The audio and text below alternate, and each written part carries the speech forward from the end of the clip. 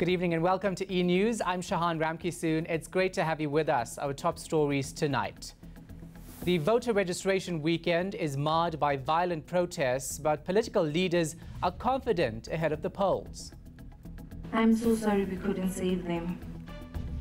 One of the people who survived a drowning in Mozambique expresses regret as she buries two of her friends. The voter registration weekend has been marred by violent service delivery protests, but that has not stopped boastful political party leaders.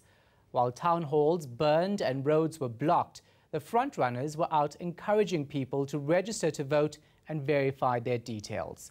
Lindo Kulu has the details. The gloves are off and everyone is in it to win it as the general elections fast approach. Confidence levels are high as usual ahead of any vote. We are predicting more than 51%. You don't go into a boxing ring with a mind of losing. We are going to win this election. We're going in for the win. Gauteng is up for grabs, so we are governing Gauteng, governing Northern Cape, governing Western Cape. We're taking Operation Fat Provinces. But the ANC remains confident it will emerge on the top again. South Africa go serious. Go serious. Nempilo. Awukwazi ungayikhethi ANC. Political leaders visited various areas encouraging people to register to vote. And while some residents have given up hope, opposition parties say the only solution to their problems is a new government. I'm speaking to South Africans at home. South Africa's future will be better than it's yesterday. Let's build a government that can deliver the greatness that we know is within us, that we can deliver on society. Sitting at home will not give you a job, but removing the corrupt ANC government and bringing in an EFF government which will prioritize the youth and women will be a good thing, because then we are guaranteed of jobs, particularly for the youth and the women. But the ANC says it's done a lot to improve the lives of South Africans. Lengcindezelo isiyasicindezela kwadlula amakhulu ngamakhulu eminyaka. Awukwazi ukuyiqeda ngamashumi amabili eminyaka. Kodwa sizoyiqeda. Sesiyazi manje ukuthi kufanele wenziwe njani. With the weekend voter registration drive done and dusted, parties now wait for President Cyril Ramaphosa to announce the date for voting to take place. Lindo Kulu, Johannesburg. One of the men who survived a drowning in Mozambique has spoken about the torture of what was supposed to be a perfect holiday. He broke down at the funeral service of his friends who died while swimming at the Portuguese island. Two of them were laid to rest in Groblersdal today. Malungelo Boy reports. Matolo Mogafe was meant to celebrate her birthday, but a beach holiday ended tragically, with her and three friends drowning in Mozambique earlier this month. Their families and friends gathered on Sunday to remember Mogafe and 21-year-old Lesedi Matsepa. Those who survived the trip are broken. To the Mogafe and Matsepa family, I say thank you for sharing your beautiful daughters with us. I'm so sorry we couldn't save them. Vincent Ramupudu managed to survive the strong currents. We toured and explored the island, its people around the village to see, and its people around the village to see how they lived. We enjoyed their food and drinks. It was a wonderful experience, and everyone was happy and enjoying the trip. Indeed, it was the best birthday gift a parent can ever give to a child. But little did we know that our joy would be short-lived. Authorities in Limpopo say it's not the first time South Africans have died on the Mozambican coastline. A couple from Vembe district drowned there last year, and their bodies have still not been recovered. I'll talk to the President of South Africa, Honorable President Matamela Ramaphosa. I'll talk to him personally that how about talking to your Mozambican counterpart there express our concern about the loss of lives that we are encountering in that island, because you can't stop South Africans from going there. It is a beautiful tourism icon that everybody else would love to be there. Premier, what's not there? Is it signage? Do you want South Africans to be warned about the dangers? One, I think, is signage. Two, I think, is the issue of lifeguards, lifeguards and other equipments that in case, because I'm told the weather there is very unpredictable, You get there, it's a dry land, out of a sudden it's a sea. David Kase and Gregory Mfune were buried on Saturday in their hometowns in Mpumalanga and Free State. Malungelo Pui, Groblersdal. The family of a South African businessman who died in custody in Mozambique says they want to conduct their own autopsy. Andre Hanekom's family is calling on the South African government to intervene. They want help repatriating his body. The family says Mozambican authorities have illegally changed his cause of death to an infectious bacterial disease. This means his body will have to be cremated before being transported back to South Africa. The 61-year-old's family is seeking a second opinion.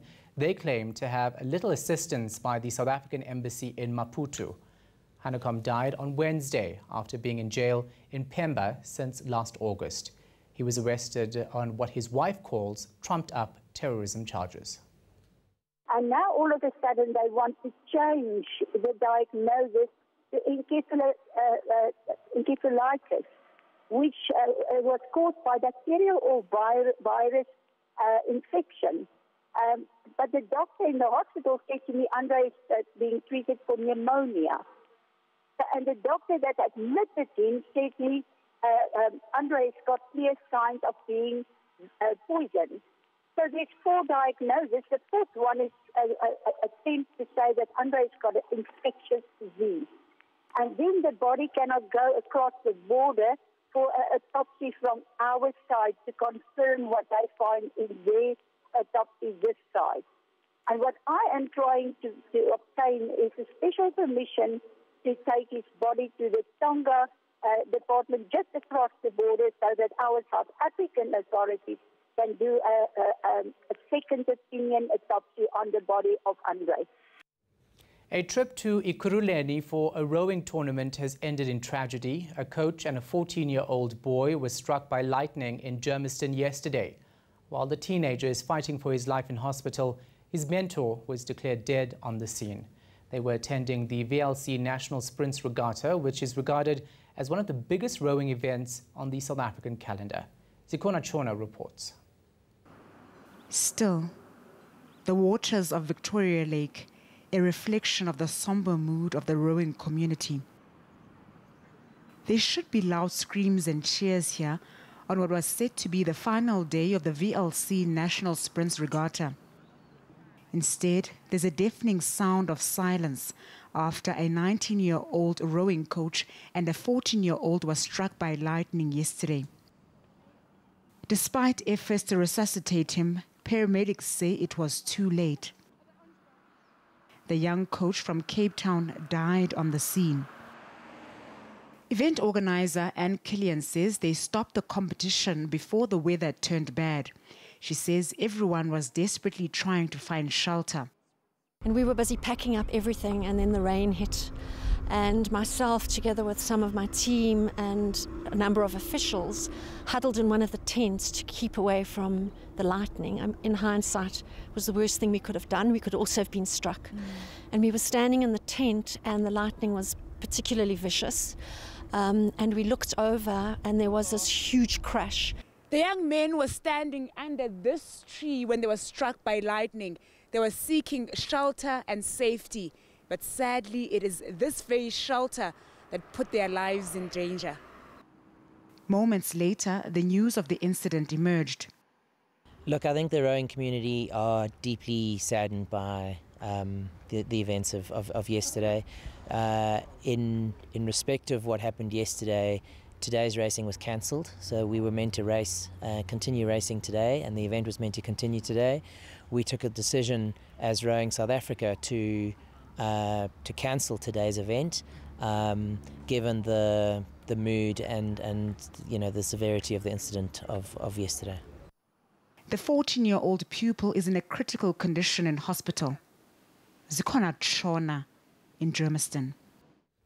Family members and fans have gathered in Zimbabwe to bid farewell to jazz legend Oliver Mtukudzi. He's considered one of the country's greatest musicians. The 66-year-old passed away on Wednesday.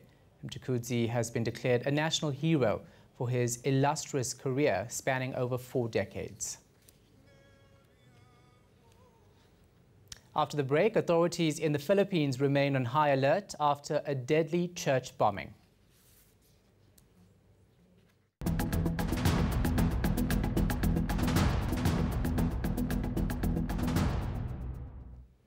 Welcome back. International news now. We start in the Philippines, where at least 20 people have died in a twin bomb attack during a Sunday service at a Roman Catholic church. Nearly 80 others were wounded. It comes nearly a week after a referendum on autonomy, where the mainly Muslim region voted in favor of it. No one has claimed responsibility for the attack, but police suspect the bombings are the work of a militant group linked to the Islamic State. Authorities remain on high alert. And rescue teams are still searching for hundreds of missing people who were buried under a sea of mud in Brazil. A dam burst at an iron ore mine, killing at least 34 people. The dam rupture caused a mudslide, releasing torrents of mining waste that ripped through a nearby community. It's estimated 250 people are still missing, mostly employees and contractors. A Nigerian sculptor is turning a junk into art. He's repurposing scrap metal and using it to transform hotel lobbies. Let's take a look. Dotun Popola is working on his latest sculpture, and his work is far from ordinary. This fish is built from a broken generator and recycled kitchen utensils. The 35-year-old Nigerian artist says animal forms are his favorite to work on. Most of my sculptures have inspirations and philosophies that guides them.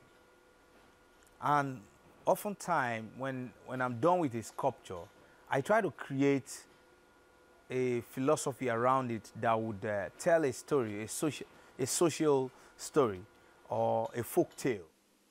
Dotun has been making his avant-garde scrapyard art since 2016 and usually creates masterpieces for clients. This dog from vehicle parts is on display in a Lagos hotel. When he isn't scouring junkyards for building materials, Dotun mentors other aspiring artists. He hopes to nurture creativity in Nigerian youth and help them find new ways to express themselves. After the break, your weather details, and then... You are by far the coolest 6-year-old I have ever met in my life. South Africa's youngest DJ goes global. DJ Arch Jr. is spinning his way onto the international stage.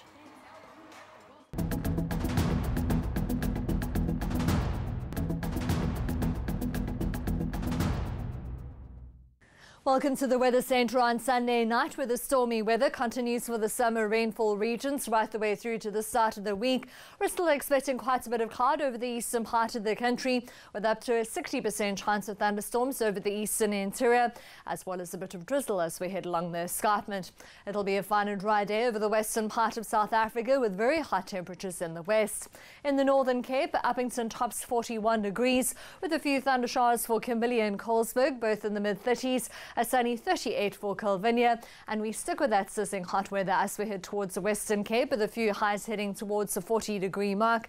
A sunny 35 for Cape Town and George at 29 degrees.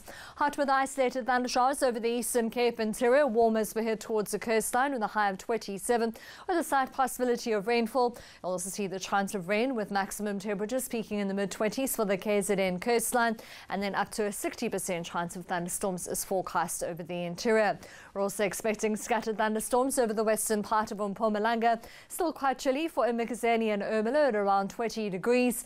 A bit of drizzle extends through to Thohoyandou and Zanin, with thunderstorms over the western part of Limpopo as well as into northwest. Mahikeng topping 30 degrees and Ventersdorp at 26. Bethlehem tops 25, 30 degrees as we head towards Bloemfontein, with isolated thundershowers expected for the Free State as well as Gauteng. We'll see Vereeniging, Johannesburg and Pretoria all heading into the mid-20s and Soweto at 23 degrees.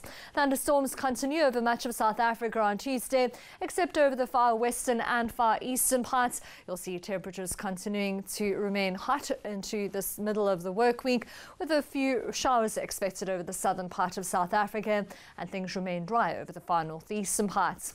That's all from the Weather Centre. Have a lovely week. And finally, a 6-year-old from Johannesburg is giving new meaning to the phrase living your best life. DJ Arch Jr. is traveling the world and wooing crowds from behind the decks. The master DJ shot to fame when he won the coveted SA's Got Talent competition in 2016. And from there, it was onwards and upwards. He's opening other platforms we're in. I don't think we could have got. So now we've got this baby DJ that we can use to market our music internationally. Fast forward to 2019, and AJ has set his sights on an even bigger prize. He wants to win America's Got Talent, the champions, and with that gain a whole host of followers around the world. The little man made his first appearance on the show this week, performing for judges Simon Cowell, Mel B, Heidi Klum and Howie Mandel. And it's safe to say he nailed it. Wowza, wowza, wowza. Now, just to be clear, you were stopping and starting that all by yourself, right? Yes. Well, you have impeccable rhythm and timing. Well done.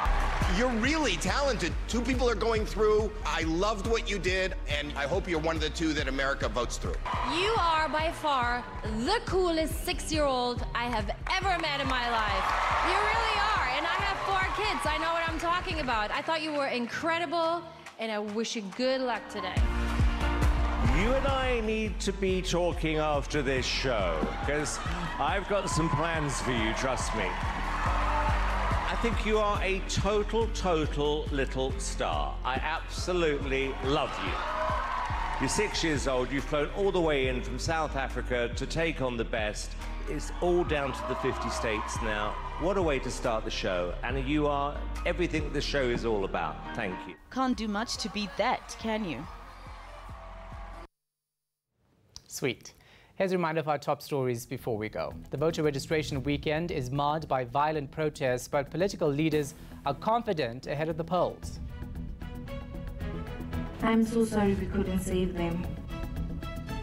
One of the people who survived a drowning in Mozambique expresses regret as she buries 2 of her friends. From me, Shahan Ramkisoon, and the rest of the team, take care and thanks for watching.